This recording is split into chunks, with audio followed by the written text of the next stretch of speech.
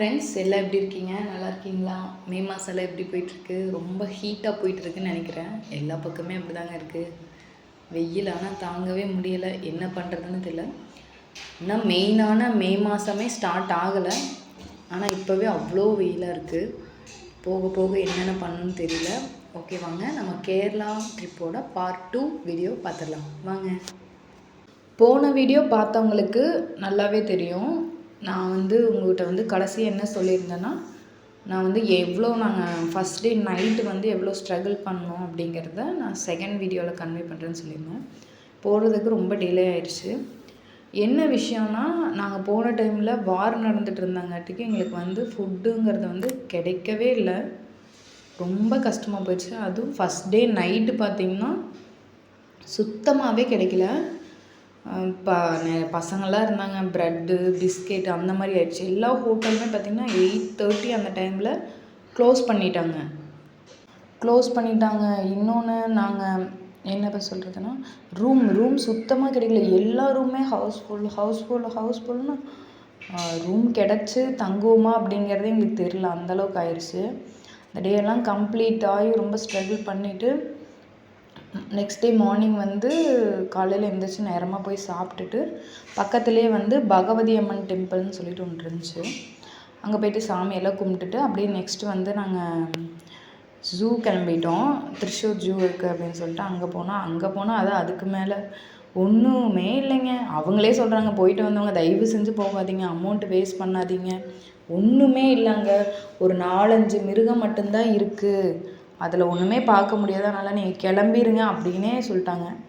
சரி, ஓகே, இதுக்கப்புறம் என்ன அங்கே பண்ணுறது அப்படின்னு சொல்லிட்டு கிளம்பிட்டு சரி நெக்ஸ்ட் எங்கே போகலாம் அப்படின்னு யோசிச்சிட்டே வந்துட்டுருக்கோம். போகிற வழியில் அந்த யானை அணக்கோட்டா அந்த இடத்துல யானை நிறையா இருக்குது, பார்க்குறதுக்கு நல்லாயிருக்கும் அப்படின்னு சொல்லியிருந்தாங்க. டான்ஸ் எல்லாம் ஆடும் அப்படின்ட்டு. சரி, ஓகே, பசங்களுக்கு யானைன்னா ரொம்ப பிடிக்கும், கடைசிக்கு அதனாவது பார்க்கலாம் அப்படின்னு சொல்லிட்டு போயிருந்தோம். ஆனால் அந்த கொடுத்ததுக்கு ஓகே தாங்க. யானைலாம் நல்லாவே இருந்துச்சு, நல்லா மெயின்டைன் பண்ணுறாங்க, சூப்பராக வச்சுருந்தாங்க. ஓகே, யானை இந்தளவுக்குலாம் பார்க்குறாங்கன்னு நானே அதான் ஃபஸ்ட் டைம் பார்த்தேன். நல்லாவே இருந்துச்சு. யானை பார்த்திங்கன்னா டான்ஸ் எல்லாம் ஆடி கடுத்து நல்லாவே ட்ரெயின் பண்ணியிருந்தாங்க.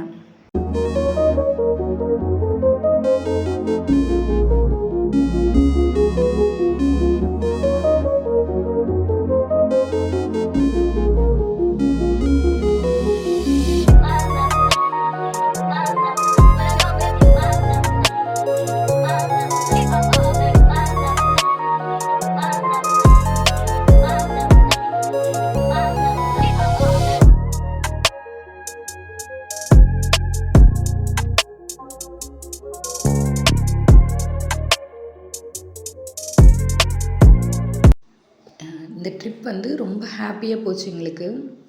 எல்லோரும் ஒன்றா இருந்துட்டு நல்லா கதை பேசிட்டு நல்லா டிஃப்ரெண்ட்டாக கொஞ்சம் சுற்றி பார்த்துட்டு அப்படிலாம் ரொம்ப நல்லா இருந்துச்சு. எனக்கு பர்சனலாக கேரளா ரொம்ப பிடிக்கும். ஏன்லாம் தெரியாது, ஆனால் ரொம்ப பிடிக்கும். அது அங்கே இருக்கிற இடமும் சரி, அவங்க மெயின்டைன் பண்ணுறதும் சரி, எல்லாமே ரொம்ப பிடிக்கும்.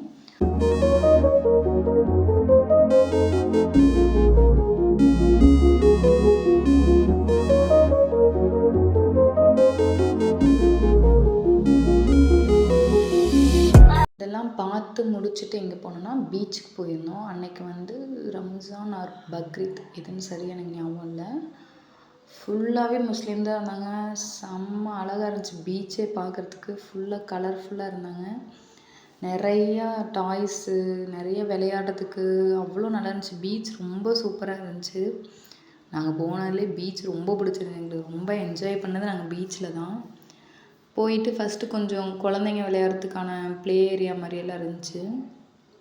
அங்கெல்லாம் அவங்க விளையாண்டுட்டு அப்புறம் கடைசியாக தான் சரி கொஞ்சம் நேரம் தண்ணியில் போய் விளையாண்டுட்டு வரலாம் அப்படின்னு சொல்லிட்டு போயிருந்தோம். அப்புறம் போய் எல்லாருமே தண்ணியில் நல்லா ஆடுன்னு ஆடி முடிச்சுட்டு அதுக்கப்புறம் ஓகே, திங்ஸ் எல்லாம் கொஞ்சம் தம்பிங்க கேட்ட பொம்மை எல்லாம் இருந்துச்சு. அதெல்லாம் ஆளாளுக்கு ஒன்று யாருக்கு என்னென்ன வேணுமோ அதெல்லாம் வாங்கிட்டு எல்லாம் வாங்கி முடிச்சு கேரளாவுக்கு ஒரு டாட்டா பாபாய் சொல்லிவிட்டு அன்றைக்கி நைட்டே கிளம்பிட்டோம். அன்றைக்கி நாங்கள் நைட்டு கிளம்பியுமே எங்களுக்கு கொஞ்சம் நாங்கள் லேட்டாக கிளம்பிட்டோம். ஒரு 10க்கு மேலே ஆயிடுச்சு. ஆனோன்னா அங்கேயுமே எங்களுக்கு ஃபுட்டு கிடைக்கல. ரொம்ப ஒரு ஹோட்டலில் போய்ட்டு குழம்பே இல்லைங்க, வெறும் பொடியும் தோசை அப்படி தான் இருந்துச்சு. நம்மலாம் வந்து நாக்குக்கு ருசியாக குழம்பு ஊற்றி சாப்பிட்டு பழகுன ஆளு. அந்த பொடி தொட்டு அந்த தோசை என்னால் 2 வாய்க்கு மேலே சாப்பிடவே முடியல. அதெல்லாம் அப்படியே வச்சுட்டு தூங்கியாச்சு. செம்ம டயர்டு. 2 நாளாக சுற்றி அவ்வளோ டயர்டு. அங்கே கேரளாவில் படுத்து தூங்கினாங்க. இங்கே வீட்டுக்கு வர வரைக்கும் செம தூக்கம். எந்திரிச்சு எங்களால் பார்க்கவே முடியல. இப்படி தான் எங்களோட சூப்பராக இந்த ட்ரிப் முடிஞ்சிச்சு. ஓகே, உங்களுக்கு யாராவதுக்கு இந்த மாதிரி அன்பிளான்ட்லாம் நடந்த விஷயங்கள் எதாவது இருந்தால் மறக்காமல் எங்களோட கமெண்டில் ஷேர் பண்ணிங்க. இதே மாதிரியே வீடியோ நிறையா பார்க்கணுன்னா நம்ம சேனலை மறக்காமல் சப்ஸ்கிரைப் பண்ணிங்க. சப்ஸ்கிரைப் பண்ணாமே பார்த்துட்ருக்கீங்க, மறக்காமல்